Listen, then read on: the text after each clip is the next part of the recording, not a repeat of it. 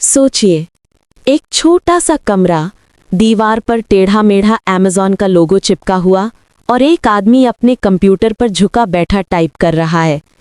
वो चाहता है कि एक दिन उसकी वेबसाइट पर दुनिया की हर किताब बिके। किसी ने नहीं सोचा था कि वही आदमी, जेफ बेजोस, एक दिन दुनिया की सबसे बड़ी ई-कॉमर्स कंपनी का मालिक बनेगा। ये कहानी है उस इंसान की जिसने रिस्क उठाया, असफलताओं से लड़ा और एक छोटे गैराज को ग्लोबल एम्पायर में बदल दिया। ये है अमेज़न की ग्रोथ स्टोरी। जेफ बेजोस का जन्म 1964 में न्यू मैक्सिको में हुआ। बचपन से ही उन्हें चीज़ों को समझने और बेहतर बनाने का जुनून था। कहा जाता है कि जब वो छोटे थे तो उन्होंने अपना पहला साइंस लैब अपने घर के गैरेज में बना लिया था। बेजोस ने प्रिंसटन यूनिवर्सिटी से कंप्यूटर साइंस में पढ़ाई की और फिर वॉल स्ट्रीट के एक फाइनेंशियल फर्म डी.ई. शॉ में नौकरी कर ली। वो एक सफल करियर जी रहे थे, लेकिन 1994 में कुछ ऐसा हुआ जिसने उनकी जिंदगी बदल दी। उन्हें एक रिपोर्ट मिली जिसमें लिखा था, इंटरनेट यूजर्स हर साल 2300% की दर से बढ़ रहे हैं। बस वहीं से उन्हें लगा, ये ही है भविष्य। बेजोस ने अपनी नौकरी छोड़ दी। उनकी पत्नी मैकेंजी ने उन्हें इस कदम में पूरा साथ दिया। वो अपनी कार में बैठकर न्यूयॉर्क से सियाटल तक की लंबी यात्रा पर निकले, लगभग 4000 किलोमीटर। रास्ते में चलते चलते उन्होंने अमेज़न का पूरा बिजनेस प्लान टाइप किया। उनका पहला आइडिया था किताबें ऑनलाइन बेचना। क्यों किताबें? क्योंकि दुनिया में लाखों किताबें थीं, लेकिन किसी एक स्टोर में सबको रखना असंभव था और इंटरनेट उस असंभव को संभव बना सकता था। 1995 में बेजोस ने अपने गैराज से Amazon.com लॉन्च किया।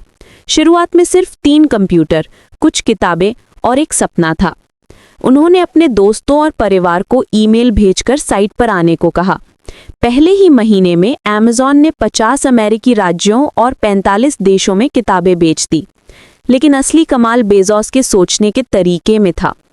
उन्होंने हर छोटी बात पर ध्यान दिया। उन्होंने कहा था, if you do build a great experience, customers tell each other about that. Word of mouth is very powerful.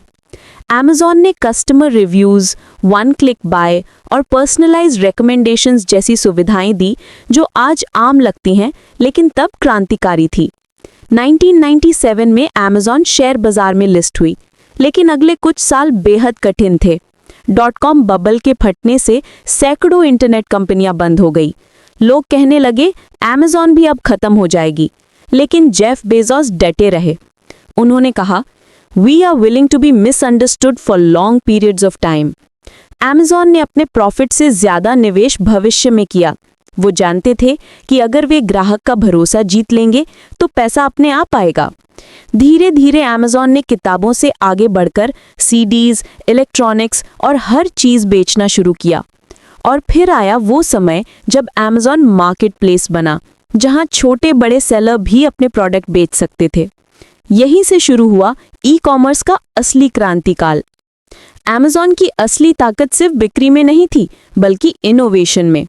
2005 में आया Amazon प्राइम, जहां फ्री डिलीवरी और फास्ट डिलीवरी का जादू ने पूरी दुनिया की शॉपिंग आदतें बदल दी।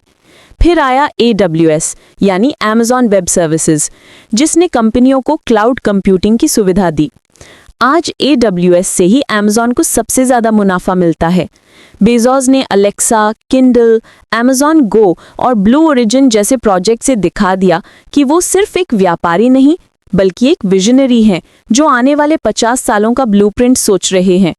जेफ बेजोस की कहानी सिर्फ Amazon की कहानी नहीं है, ये उस हर इंसान की कहानी है जो बड़ा सपना देखने की हिम्मत रखता है। उन्होंने कहा था, I knew that if I failed, I wouldn't regret that. But I knew the one thing I might regret is not trying. Her entrepreneur के लिए ये सबसे बड़ा सबक है।